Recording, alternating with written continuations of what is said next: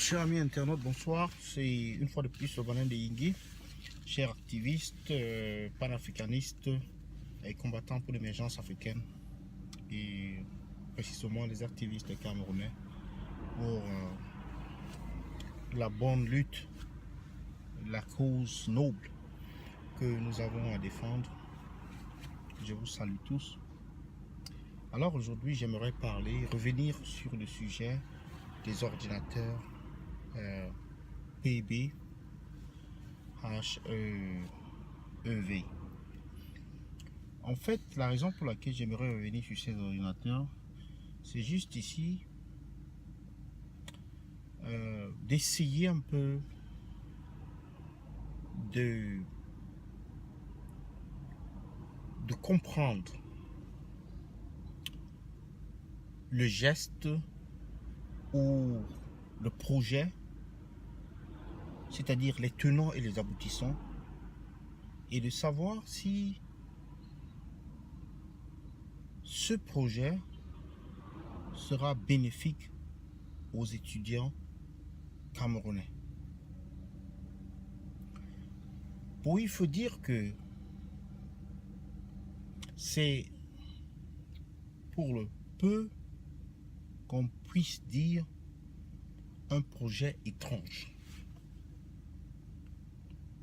Il est clair que la jeunesse estudiantine n'a pas été associée dans la prise de décision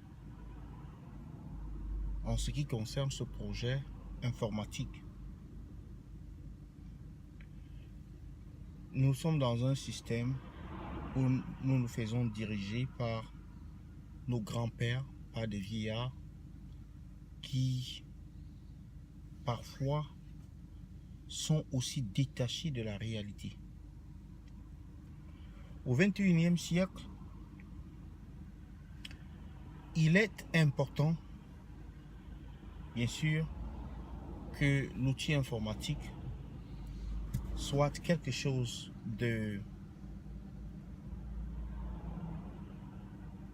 c'est-à-dire quelque chose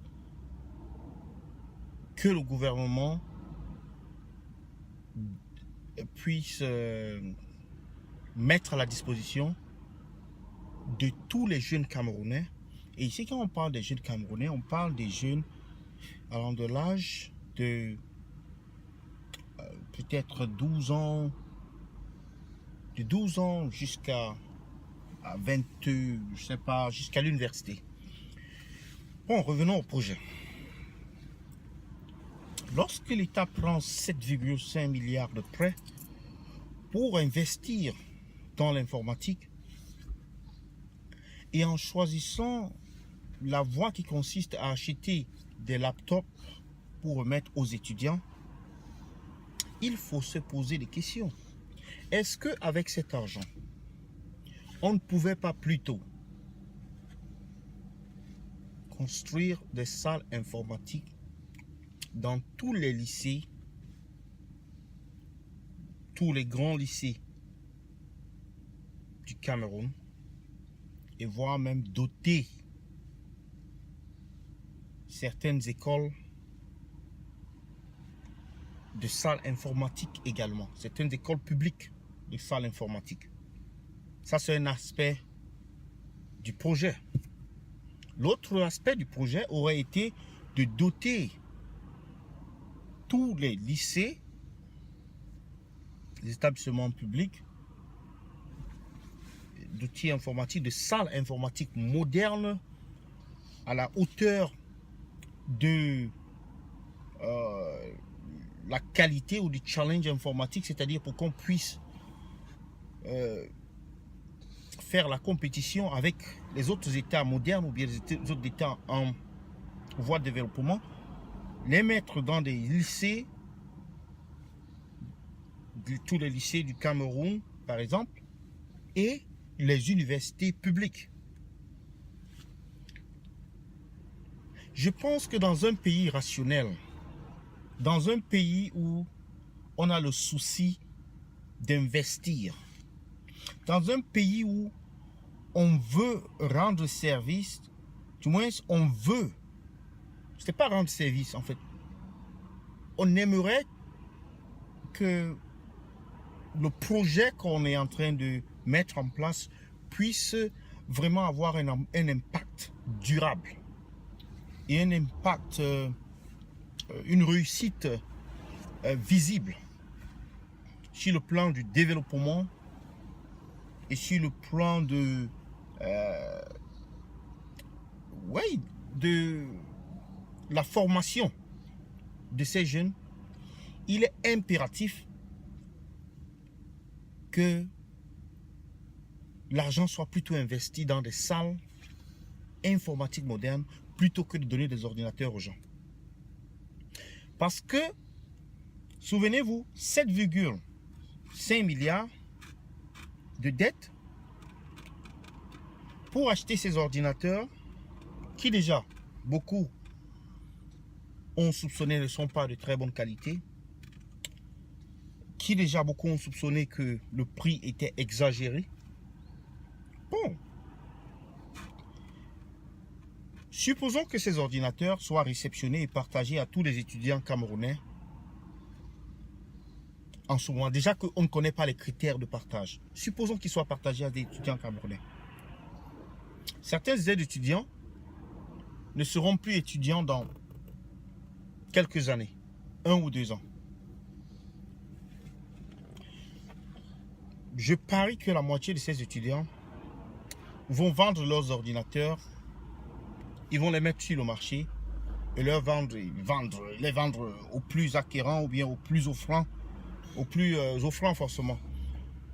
Ils vont donc... Cela ne va pas servir, par contre, ça ne va pas servir le but escompté. Ça, c'est un. De deux, ceux qui garderont même leurs ordinateurs, lorsqu'ils vont garder ces ordinateurs et ils vont sortir de l'université, que deviendront ces ordinateurs en fait? Et que fera-t-on de la génération qui est venue après les ordinateurs? Ou faudrait-il chaque année donner des ordinateurs à des étudiants? Mais c'est une idée bête. C'est une idée à la con. Mais je vous dirai pourquoi est-ce que on en est là. On en est là simplement parce que en faisant des salles informatiques dans toutes les écoles, cela n'aurait pas eu le même écho que cibler des voteurs ou des votants, des personnes à l'âge de voter qui sont des étudiants et leur doter chacun de l'ordinateur une façon d'acheter leur vote en fait. De leur faire croire que le gouvernement en fait travaille pour eux, pense à eux. C'est la vision de ce gouvernement, c'est la vision de ce régime. C'est-à-dire, ils ne sont pas là pour voir le développement à long terme. Ils ne sont pas là pour faire un projet qui est bon. Ils sont là pour faire des calculs. C'est de dire que si on fait ceci, alors on aura 500 000 voix au moins venant des étudiants. C'est aussi simple que ça. Alors que c'est un projet en fait bidon. Bidon parce que un projet dans lequel, à travers duquel on ne pourra pas mesurer les résultats. On ne pourra pas mesurer l'impact. On ne pourra pas mesurer la réussite en fait. Donc c'est un projet qui est voué à l'échec. En dehors de la propagande qui va avec, c'est-à-dire lorsque les ordinateurs arrivent, qu'on appelle la télévision, qu'on appelle les journalistes, on leur dit que voilà les ordinateurs qu'on a promis pour les élèves, on va leur donner, pour les étudiants, on va leur donner ça, et il y aura distribution à tel endroit, ainsi de suite, ainsi de suite. C'est tout ce tapage tout le long de la campagne électorale qui a déjà commencé d'ailleurs. C'est le but en fait de cet exercice. Alors qu'on aurait doté les salles de classe d'ordinateurs modernes, les Camerounais eux-mêmes auraient fabriqué leurs propres ordinateurs, salles de classe pour enseigner. Le Chinois avait dit, au lieu de donner le poisson à ton enfant, apprends-le plutôt à pêcher. Comme ça, il empêchera autant qu'il voudra. Donc sur ce, je vais vous laisser. J'attends vos commentaires sur ce débat sur les ordinateurs Paul Biya. Et vous me direz ce que vous pensez. Partagez, abonnez-vous à ma page et à la vidéo. Merci.